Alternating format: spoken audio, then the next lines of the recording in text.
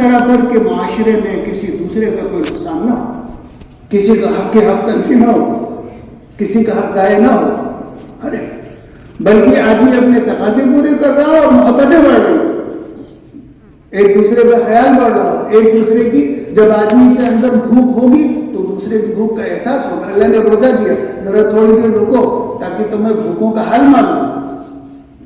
بھوک ہی نہ ہو کسی کے اندر تو کسی کی دوسرے کو بھوک کی کیا بتاؤ. ایک آدمی کو پیاسی نہیں لگتی تو پیاسوں نہیں لگتی اس کو کیا پتا. تو آدمی کے اندر درد، غم، محبت، ہمدردی، یعنی انسانیت، دوستی، یہ چیزیں اللہ نے انسان کے اندر ڈالی اور ساتھ ساتھ دین دیا کہ تو اپنی ضرورتوں کے تقاضوں کو پورا کرنے کے لیے وہ پاکیزہ اور مبارک طریقہ جو ہم نے بھیجا ہے اسے اپناؤ کمانے کے. یا ایھا الذین آمنوا کلوا من طیبات ما رزقناکم یا ایھا الرسل کلوا من الطیبات واعملوا صالحا. اے رسول پاک مال کھاؤ، پاکیزہ طریقہ اس کو اختیار کرو حاصل کرنے کا اور تم اور اچھے عمل کرو. واعملوا صالحا انی بما تعملون علیم. تمہارے ایک ایک عمل سے ہم باخبر، ہر چیز ہم دیکھ رہے ہیں، ہر چیز ہماری نگاہوں کے سامنے. تو اللہ نے انسان کے اندر جو ہے یہ جذبات پیدا کیے، یعنی اب کمانے کا جذبہ. اب کمانے کے جذبے کے پیچھے اصل چیز کیا ہے؟ وہ حرص ہے، چاہت، مال ہے اور بڑھاؤ. حضرت جنید بغدادی کے پاس ایک صاحب آئے، 10,000 درہم دیے. انہوں نے کہا نہیں مجھے نہیں چاہیے. انہوں نے کہا حضرت لے لیجیے. تو پھر حضرت نے بس ایک سبق کے طور پر ان سے کہا کہ تمہارے پاس اور ہیں؟ انہوں نے کہا جی اور ہیں. بزنس بھی کر رہے ہیں جی، تجارت بھی کر رہے ہیں. کس لیے؟ تاکہ اور ہے. یہ کہا. اب آپ بتاؤ، ایک آدمی ہم ایک جماعت لے کے گئے ایک بہت بڑے استاذ کے پاس. انتقال ہو گیا میرے استاذ کے. آپس میں تعارف شروع ہوا. میں نے کہا یہ شعبے نباتیات میں ہیں، یہ شعبے اس میں جو انجینئرنگ میں ہیں، یہ اس میں سب تعارف ہوتا رہا. ایک ساتھ بزنس والے تھے. انہوں نے کہا میں بزنس کرتا ہوں. کہے کا میں بتایا. پھر وہ اپنا آگے تعارف کے طور پر بتانے لگے کہ میرے پاس یہ بزنس ہے، یہ ایک اور شروع کر رہا ہوں، ایک اور شروع کر رہا ہوں. بڑے آدمی تو آدمی بتاتا ہے تھوڑا سا اپنے تعارف کے طور پر. تو انہوں نے بردستہ کہا کہ جب ایک ہے تو کیوں دوسرے کے چکر میں پڑے. اب ظاہر ہے وہ تو ان کی بات ہی کچھ اور اور اس کے بڑے مقام پر. تو انہوں نے کہا جب ایک اللہ نے ذریعہ دے رکھا دوسرے کے چکر میں کیوں پڑے. لیکن دیکھو یہ ایک انسان کے پاس بہت کچھ ہے، اس کے باوجود آگے کمانے کا جذبہ انسان کے اندر رکھا ہے. اس سے دنیا کی تمام انسانوں کی ضرورتیں وابستہ ہیں. ایک آدمی کے پاس فیکٹری ہے، اس کے اوپر نہ معلوم کتنا مال تیار ہوتا ہے، نہ معلوم کتنے انسانوں کی ضرورت ہے. یہ ساری تعداد کے لو نا اگر غور کرو تو اس کے پیچھے اصل جذبہ حرص ہے. وہ ایک واقعہ مجھے یاد آتا ہے، ہمارے استاد سنایا کرتے تھے کہ ایک بار ایک بزرگ نے اللہ سے خواہش ظاہر کی، مناجات میں یوں کہا کہ اے باری تعالیٰ یہ حرص کی وجہ سے بڑا نقصان ہو رہا ہے، بڑا بگاڑ معاشرے کے اندر. باپ بیٹے سے، بیٹا باپ سے، بھائی بھائی سے، شوہر بیوی سے، نہ معلوم کتنی شکایتیں، کتنی لڑائیاں، کتنی جب خلش حرص کی وجہ سے ہوتی. سب کے اندر یہ بیوی چاہتی ہے کتنی تنخواہ ان کے سب میں لے لوں، یعنی شوہر اپنے چاہت، ہر ایک دو پارٹنر ہے دونوں میں یہ مسئلہ، سبب حرص. تو اللہ تعالیٰ نے ان سے یہ کہا کہ دیکھو میں پوری دنیا سے ختم کر دوں، یہ تو میری حکمت بالغہ کے خلاف ہے. ہاں تمہارے حصے کی حص کو ختم کر دیتا ہوں. دیکھ لو ذرا دو ایک دن. چنانچہ صبح ہوئی تو اب بیچارے کو صبح اٹھنے کے بعد جی چاہے چائے پیوں یا دودھ کچھ بھی مشروب آئے تو گھر والوں سے کہا بھائی کچھ تو پینے کو. انہوں نے کہا آج دودھ والا آیا نہیں. ارے دوڑاؤ آدمی، فون تو تھا نہیں کہ فون کر دو. فوراً آدمی دوڑا ہے، دودھ والے کے پاس آدمی گئے، کہنے لگے وہ دودھ چاہیے کیوں نہیں لایا آج تم؟ کہنے لگے آج میں نے کچھ گھر دیکھ لیے تھے، وہاں میں نے بیچا ہو جائے، میرے پاس اتنا پیسہ آ گیا کہ میری ضرورت پوری ہو جائے گی. فالتو حرص اچھی نہیں ہوتی. میں نے کہا میں نہیں دیتا ہوتا جاتا، میں اپنا غریبوں کو تقسیم کر دوں گا. اب پریشان بچا کر کالی چائے پلا دوں. تھوڑی دیر کے بعد تقاضا ہوا استنجے کا. اب وہاں گئے تو دیکھ دیا گندا. یہ آج کی طرح فلش نہیں تھا، پہلے کیا ہوتا تھا 2-3 خانے ہوتے تھے. جو پرانے لوگ ہوں گے جانتے ہوں گے، نئی نسل کو تو پتہ ہی نہیں ہوگا. ایک میں آدمی فارغ ہوتا تھا، پھر دوسرے میں آ کے اپنا صفائی وفائی حاصل کرتا تھا. اور وہ جو ہوتے تھے ایسے دیوار سے لگے ہوتے تھے, ایک چھوٹا سا اس میں دروازہ ہوتا تھا جس میں وہ ایک میٹلک وہ بار ٹائپ کا ہوتا تھا جو وہ اپنا خود ہی بند ہو جاتا تھا, اس کو کھول لیتی تھی باہر سے اور وہ سارا ملبہ اٹھا کے صاف کر کے لے جاتی تھی. اب وہ گئی تو پینٹ یا گندا دن بھر میں وہ اچھا خاصا بھر جاتا تھا, وہاں صبح کے وقت میں فراغت مشکل. اب مکھی اور گندگی اور بدبو واپس چلے آئے, کہنے لگے بھنگن کہاں ہے؟ تو انہوں نے کہا بھیجتے ہیں آدمی, گئے اس کو بھیجا ہو جائے. بھنگن کے پاس گئے تو کیوں نہیں آئی صفائی کے لیے؟ اس نے کہا میں نے 2-4 گھر صاف کریے تھے اور مجھے اتنے پیسے مل گئے کہ میری ضرورت پوری ہو جائے گی, فالتو کی ہے رچی نہیں ہوتی, میں نہیں جاتا ہوں جب وہ خود ہی صاف کر لیں. جب 2-3 چیزیں سامنے آئیں تو سیدھے مسجد میں جا کے اللہ کے سامنے سرٹیفکیٹ کے اللہ بہت اچھا کیا تو نے حص پیدا کیا ہے, اس کے بغیر تو چلنا مشکل ہے. تو اللہ نے مختلف چیزیں انسان کے اندر تقاضے, یہ خواہشات, یعنی آدمی کی ضرورت ہے کھانا پینا, یعنی صحت مند رہنا, ٹہلنا, گھومنا, اچھا لباس, اچھا گھر, تو یہ سارا نظام ہے جو اللہ نے بنایا. اور اس میں اللہ نے ہر زمانے میں اپنے محبوب انبیاء کرام علیہ السلام کو بھیجا اور بتایا ان ضرورتوں کو پورا کرنے کا طریقہ کیا ہے.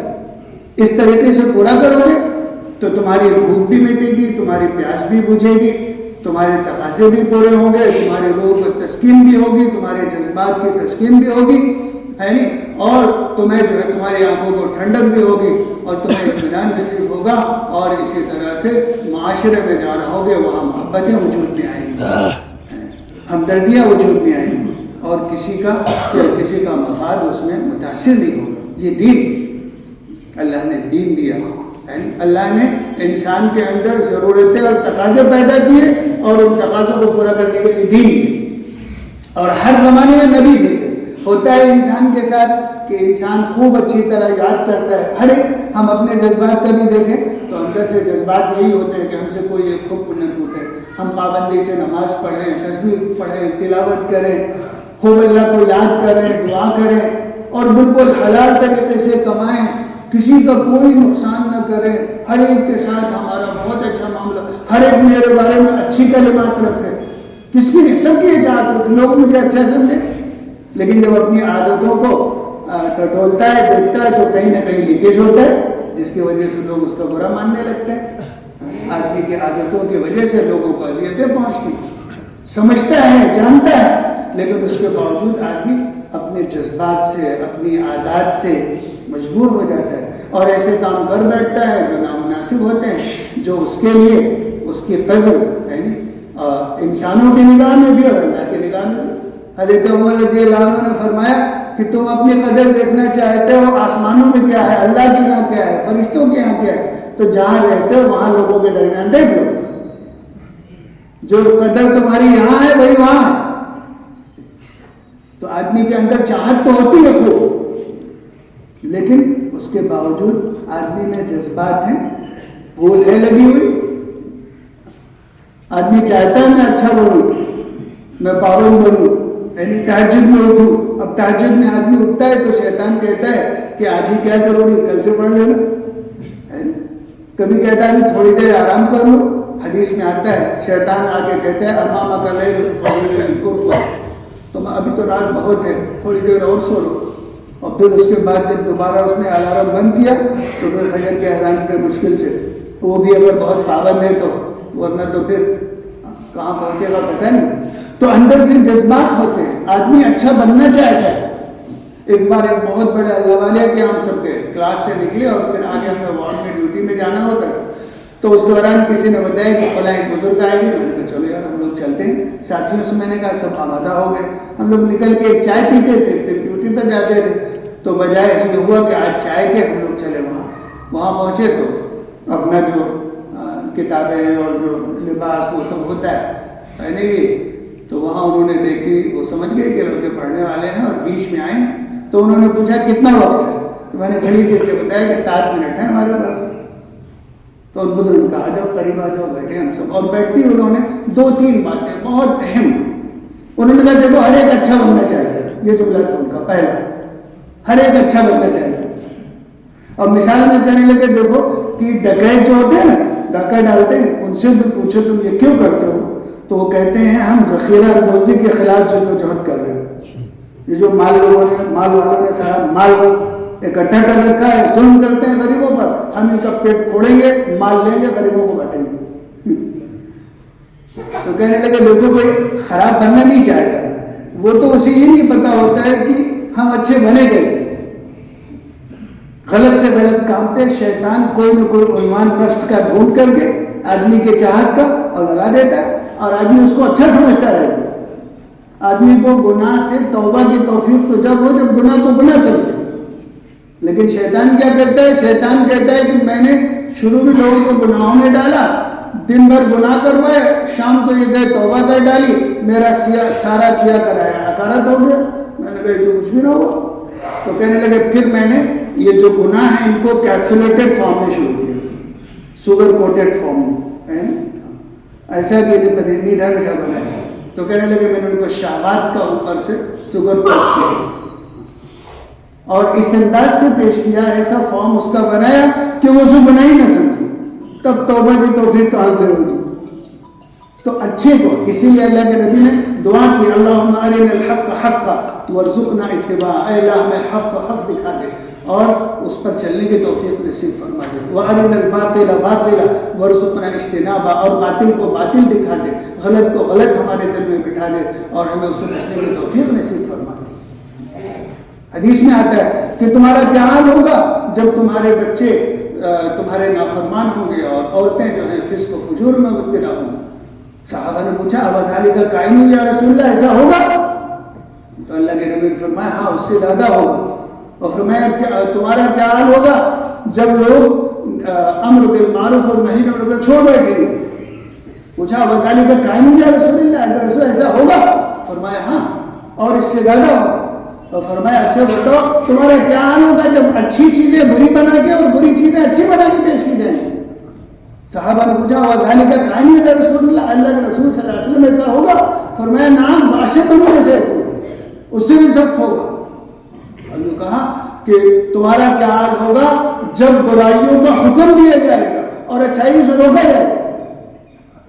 تو شیطان کا یہ حربہ ہوتا ہے. تو ان بزرگ نے فرمایا کہ دیکھو بھائی یہ تو ہے ہر آدمی اچھا بننا چاہتا ہے، لیکن اچھا بننے کے لیے کوئی ماڈل ہونا چاہیے کیسا بننا ہے.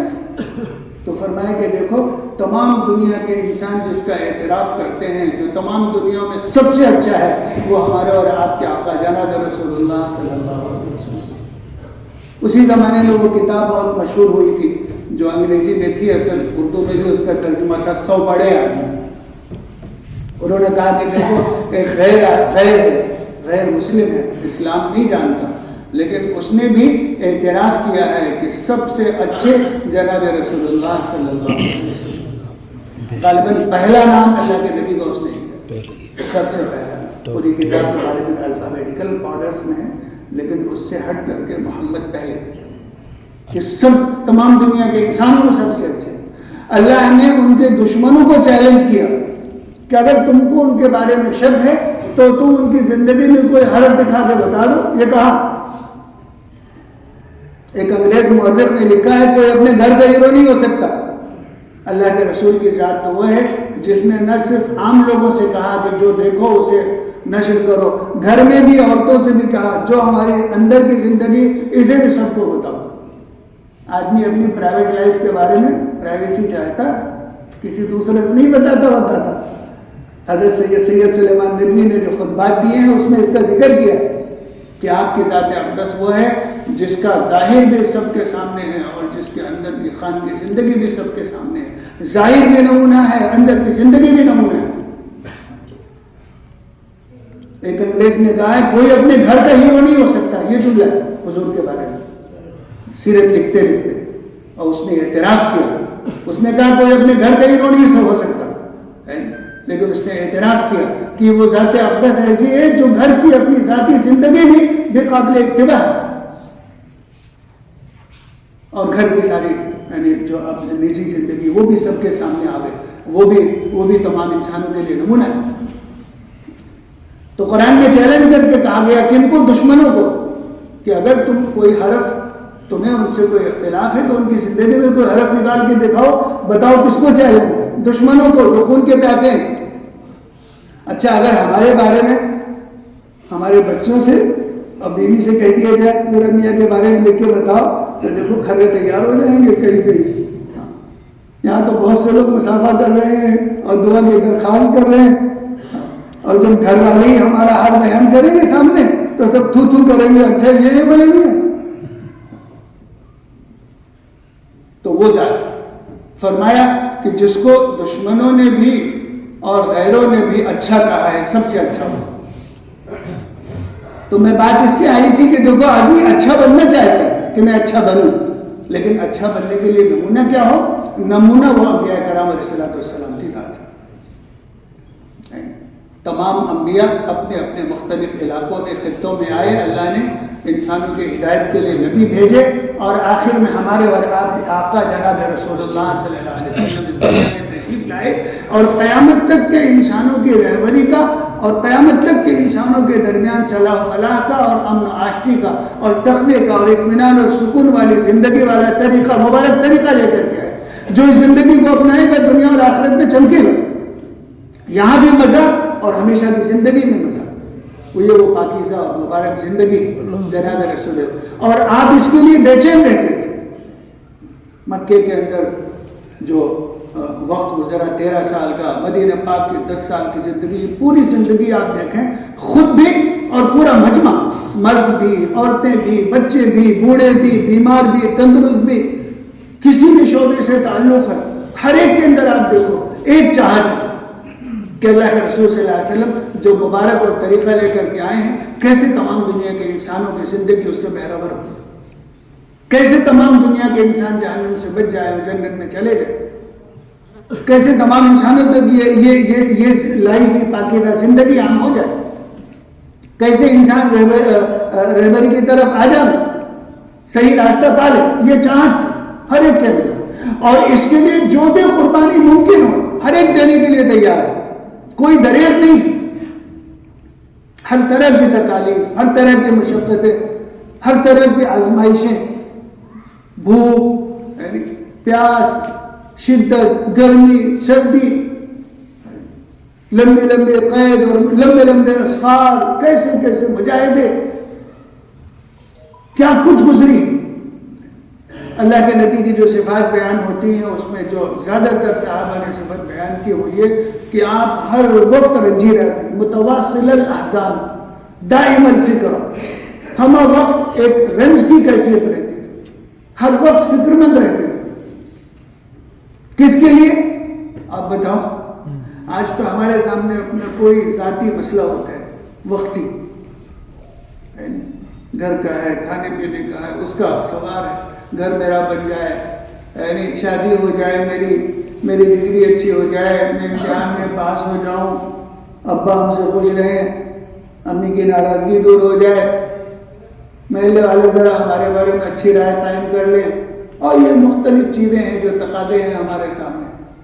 لیکن وہاں تو آپ غور کریں گے, صحابہ کی زندگیوں کو پڑھنے سے اندازہ لگے گا اندر کی بس چاہت ایک ہے, یعنی بالکل وہی چاہت جو آقا کی وہی غلاموں کی, جو غم اور جو درد اور جو بے چینی اور جو قلق اور اضطراب یعنی اور جو گڑن جناب رسول اللہ صلی اللہ علیہ وسلم, یہاں تک کہ خود اللہ پاک پوچھ رہے ہیں لعلک باخع نفسک الا یکونوا مؤمنین, کیا آپ نے آپ کو بھلا دیں گے کہ یہ لوگ ایمان نہیں لا رہے. ما انزلنا علیک القرآن لتشقى, ہم نے قرآن آپ پر اس لیے نہیں نازل کیا آپ اتنی مشقت برداشت کریں. ابھی ہم کچھ طلبہ کے سامنے بات کر رہے تھے تو میں نے ان سے یہی کہا ہنستے ہوئے, میں نے کہا اچھا کوئی بڑے میاں سے پوچھے یہ جو آپ تسلی دے رہے ہیں کہ ما انزلنا علیک القرآن لتشقى لعلک باخع نفسک الا یکونوا مؤمنین, کہ یہ لوگ ایمان نہیں لے رہا, اپنے آپ کو بھلا دیں گے. تو ذرا ان سے کوئی پوچھے یہ غم یہ بے چینی دی کس نے؟ یہ جو پوچھ رہے ہیں, پوچھا جا رہا ہے کہ اے نبی کہ آپ اپنے آپ کو بھلا دیں گے, ارے انہی کا تو حکم ہے. تو جس نے حکم دیا ہے, جس نے کام پر لگایا ہے, جس نے دل میں بے چینی پیدا کی, وہ خود بھی پوچھ رہا ہے کہ آپ کتنا اپنے آپ کو تھکائیں گے, کتنا تڑپیں گے, کتنا روئیں گے. کتنا اپنے آپ کو بھلائیں گے. اور کس کے لیے تھا؟ جو ہم وقت خون کے پیاسے تھے. سازشیں ہو رہی ہیں, میٹنگیں ہو رہی ہیں, ندوات ہیں, ان کی مجلسیں ہیں, بیٹھ رہے ہیں, اور ہر مجلس میں یہ سوچا جا رہا ہے کیسے اس کی بات نہ چلے, کیسے اس کو روکا جائے, کیسے اس کو تکلیفیں پہنچائی جائے, طرح طرح کی چیزیں. باقاعدہ بیٹھے, قرآن نے تذکرہ کیا کہ یہ دیکھو بیٹھے ہیں. ایک نے رائے دی, ہماری رائے یہ ہے کہ اس کو جو ہے نکال کے یہاں سے باہر کر دو. تو ایک جو ہے وہ ابلیس خبیث وہاں بیٹھا ہوا تھا شیخ نجد کی صورت میں, پورا اپنا جبہ قبہ پہن کر کے. اس نے یہ کہا نا, یہ آدمی بہت بہادری, بڑا تیز ہے, کہیں بھیج دو گے وہاں یہ اپنے جادو چلائے گا اور تھوڑے دنوں میں جتھا اکٹھا کر لے گا اور تم پر حملہ کر دے گا. بچ نہیں سکتے تم, یہ تدبیر ٹھیک نہیں. یخرجو قرآن نے لیقتلوک اور یثبتوک, یہ تین. کچھ لوگوں نے کہا ایسا کرو, انہیں اپنے حال پہ چھوڑ دو, جو کر رہے ہیں کرنے دو, ہم اپنا سر مضبوطی سے اپنی رائے پر قائم رہیں کہ ہم اس کی دین کو نہیں اپنائیں گے اور نہ اپنا نہیں دیں گے, اپنا ایسے اپنا کام کرنے دو. اور اس نے کہا نا تمہاری نہیں چلے ملے گی, تمہارے اندر اتنی جان نہیں ہے. وہ شیطان ابلیس اس مشورے میں آیا تھا, مشورہ دے رہا تھا ہر جگہ. ایک نے کہا جو اس وقت کا سب سے بڑا سرگنا اور مخالف اسلام, اس نے کہا دیکھو واحد شکل ہے اور وہ یہ ہے کہ تمام قبیلے کے لوگ اپنا ایک ایک نمائندہ طے کریں, ہر ایک کے ہاتھ میں تلوار ہو, سب مل کر ایک ساتھ حملہ کریں اور بنو ہاشم سب سے کہاں تک لڑیں گے اور کچھ معاملہ دے دلا کے کام ہو جائے گا ہمیشہ کے لیے. اس نے کہا یہ رائے ہے. ایسے وہ ابلیس خبیث کہہ رہا, وہاں شیخ نجد بن کر کے آیا تھا میٹنگ میں, کہہ رہا یہ رائے. تو آپ بتاؤ, ایک طرف اس انداز سے فکر ہو رہی تھی اور ایک طرف یہ ہے کہ ان کے لیے راتوں میں نام لے لے کر. حضرت عمر رضی اللہ عنہ ایمان لائے تو جس وقت ان کی آنکھوں سے جاری ہوئے, آنسو جاری ہوئے, فوراً حضرت خباب کھڑے ہو گئے, کہنے لگے مبارک ہو, کل رات شب پنجشنبہ میں آپ کا نام لے کر اللہ کے رسول نے دعا کی. یہاں دعا ہو رہی. جو سخت سے سخت جو اس مشورے سے نکل کر تلوار لے کے نکل رہا میں آج صاف کر دوں گا, اس کے لیے ایک دن پہلے دعا ہو رہی ہے اللہ اس لیے دین دے. سب کا پورے مجمع کا ایک جذبہ. ان کے اندر یہ نہیں ہوتا تھا کہ ہم اپنے ذاتی چپکلی اشیاء ہم کو تکلیف پہنچائی ہے ہم کر دیں نہ. ہر ایک, ہر فرد, بچہ, بوڑھا, عورتیں, سب میں ایک جذبہ. اللہ تعالیٰ ہمارے اندر اس جذبات کا ایک شمع نصیب فرمائے. بھائی عبد الوہاب صاحب رحمۃ اللہ علیہ یہاں تشریف لائے تھے کہ ایک بار میں نے دیکھا ایک مجلس میں بیٹھے, قرآنوں کا مجمع تھا, 13 منٹ بات کی. مجھے وہ اب تک یاد ہے, تقریباً 13 منٹ کی بات ہوئی. پھر حضرت آگے تو بات ختم ہو گئی اور 13 منٹ میں 20 بار آپ نے یہ بات کہی. یوں کہا روزانہ تعلیم کا حلقہ قائم کرو اپنے گھر کے اندر اور اپنی بیوی اور بچوں کو لگے بیٹھو اور اپنی اہل اسمیوں کو ہو کہ دیکھو مجھے اور تمہیں اور ان بچوں کو اللہ نے تمام دنیا کے انسانوں کی ہدایت کے لیے بھیجا. یہ مجھے یاد ہے کہ تھوڑی دیر بات کرتے تھے پھر یہ کہتے تھے, ذرا کوئی بات نہیں پھر یہ کہتے تھے. 20 بار 13 منٹ. تو یہ اس مجمع کے 100% چھوٹے چھوٹے بچوں میں بھی یہ بات تھی. ہر ایک کے اندر یہ جذبہ تھا کہ اللہ کا دین دنیا میں عام ہو, اللہ کا کلمہ بلند ہو, اللہ کے بندے اللہ کی اطاعت پر آئیں, تمام دنیا کے انسان ہمیشہ کی ناکامی سے بچیں اور ہمیشہ کی کامیابی والی زندگی پائیں. جو مار رہے ہیں, ستا رہے ہیں, سازشیں کر رہے ہیں, ہر طرح کی تکلیفیں پہنچا رہے ہیں, ان کے لیے کبھی بھی کوئی لفظ بدلے کا یا ناراضگی کا, انتقام کا نہیں ملے. ہر ایک یہ چاہے گا کسی طرح یہ جو مار رہے ہیں اللہ تجھے ہدایت دے. طائف میں جب فرشتوں نے پیشکش کی تو یوں کہا اگر یہ نہیں بھی مانیں گے تو ان کی نسلوں کو اللہ ہدایت دے, ان کے نسلوں میں ایسے بنے گے.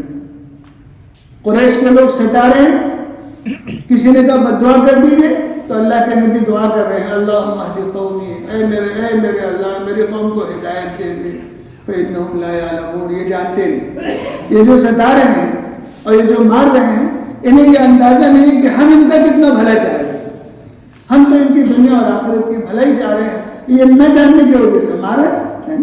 جیسے کسی بچے کو آپ کسی اچھے بات کے لیے کہیں اور نہ کرنا چاہیے اور تھوڑا زبردست سیکھے تو کوٹنا شروع کرے گا آپ کو، اور آپ کا پیار بڑھے گا، کسی طرح اس کو اور پکڑیں گے اور کوشش کریں گے۔ تو ایک طرف نبی کے ساتھ یہی ہوتا ہے، نبی کی نگاہ اس انجام کو دیکھتی ہے کہ یہ جو نادانی قوم کر رہی ہے انجام کے اعتبار سے اس کے لیے وہ کبھی بھی نہیں چاہتی ہے کہ یہ جو آج وقتی نادانی کر رہے ہیں ہمیشہ کی ناکامی کا شکار ہو جائے۔ اور آپ تو سید الانبیاء، آپ کے سامنے تو تمام دنیا کے انسان، جہاں جہاں انسان بس رہے ہیں، پہاڑوں میں اور جزیروں میں اور جنگلوں میں اور صحراؤں میں، جہاں بھی انسان ہے، جہاں بھی انسان بس رہے ہیں، آپ کی چاہت تو یہ ہے کہ تمام دنیا کے انسان ہمیشہ کی کامیابی والی زندگی کو پالیں۔ تو آپ تو تمام خشکی اور تری ہر ایک کے نبی، آپ کی تو چاہت یہ تھی کیسے سارے انسان جہنم سے بچ جائیں، اور ایک مجمع تیار کیا اور اس مجمع کو یہ ذمہ داری سونپی کہ آج جو ہمارے سامنے موجود ہیں، اب جہاں جہاں انسان آباد ہے تمہاری ذمہ داری ہے، تم جاؤ، تم محنت کرو۔ اللہ میں اس کے توفیق نصیب فرمائے۔ یہ جو محنت ہے آج، یہ ایک نسل اللہ کی نسبت پر چلنا، اپنے گھر کو تھوڑے وقت کے لیے چھوڑنا، بستی گلی گلی گاؤں گاؤں گھر گھر ہر ایک کے یہاں جانا، یہ محنت اسی لیے ہے کہ دھیرے دھیرے ہماری طبیعت میں اور ہمارے اندر وہ بیٹھے وہ چیز آئے جو اللہ کے رسول صلی اللہ علیہ وسلم کی چاہت۔ ہم اللہ کے بندے ہیں اور اللہ کے رسول صلی اللہ علیہ وسلم کے نمائندے ہیں اور آپ کے امتی، ہمیں وہ محنت اور وہ کام اور ذمہ داری سونپی گئی ہے جو محنت اور جو کام اور جو ذمہ داری اللہ کے رسول صلی اللہ علیہ وسلم کی، یہ محنت ہے، اسی نسبت سے نکالنے کی کوشش ہوتی ہے۔ طبیعت پہ گرا تو گزرتا ہے نکلنا، آدمی اپنا ایک سیٹ اپ بنائے گی، ہلاؤ تو ہلنے پہ آمادہ نہیں، لیکن بھائی یہ ہے اصل مسئلہ۔ کبھی کبھی غصہ بھی آتا ہے، آپ کی بات بہت اچھی لگتی ہے لیکن یہ نکلو، ایک صاحب نے مجھ سے کہا تو میں نے کہا اگر آپ اسے سمجھنا چاہیں تو اس کا واحد حل یہ ہے کہ نکلو، بس یہی ہے بھائی، نکلیں گے تھوڑے وقت کے لیے، تھوڑا وقت ہمارا گزرے گا، کچھ ناگواریاں آتی ہیں، طبیعت کے لیے ذرا سا مشقت سے محسوس ہوتی ہے، لیکن تجربہ ہے ایک دو نہیں لاکھوں انسانوں کا کہ اسی طرح کسی طرح گھر کے راحت و آرام کو چھوڑ کے نکلے، مسجدوں میں وقت گزارا اور دھیرے دھیرے طبیعتوں نے لیا وہ غم اور وہ فکر اور وہ محنت جس کے ہم امین ہیں، جو ہمارے کاندھوں پر ہے۔ اللہ ہمیں اس کی توفیق نصیب فرمائے۔ اس کے لیے بھائی ہر مجلس میں مطالبہ کیا جاتا ہے، ہم میں سے ہر ایک یہ ارادہ کرے کہ ہم اس محنت کو سیکھنے کے لیے 4 مہینے اللہ کے راستے میں لگائیں۔ تو سب نیت اور ارادے کریں انشاءاللہ، سب دل میں نیت کریں انشاءاللہ ہمیں 4 مہینے اللہ کے راستے میں لگانا ہے۔ ہاں، جن کے اس سال ارادے ہیں طلبہ میں بھی اور ہمارے دوسرے بھائیوں میں بھی، اس سال جو جانے آنے والے ہیں وہ کھڑے ہو کر کے نام لکھیں، فرمائے گا انشاءاللہ 4 مہینے کے لیے۔ منصف حبیب اور جی اور فرمائیں